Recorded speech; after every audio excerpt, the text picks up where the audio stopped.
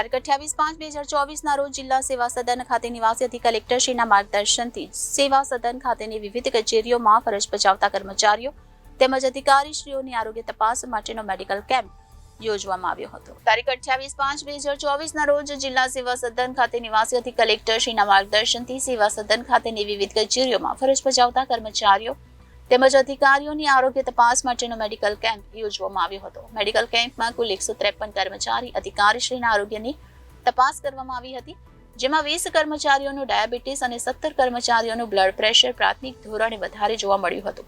જે કર્મચારીઓને આગળની સારવાર માટે જિલ્લા હોસ્પિટલ ખાતે રિફર કરવામાં આવ્યા હતા, જ્યારે 18 મહિલા કર્મચારીઓનું હિમોગ્લોબિન સામાન્ય કરતાં ઓછું જોવા મળ્યું હતું. ડાયાબિટીસ અને હાઇપરટેન્શનની સારવાર ચાલુ હોય તેવા 8 કર્મચારીઓ જોવા મળ્યા હતા.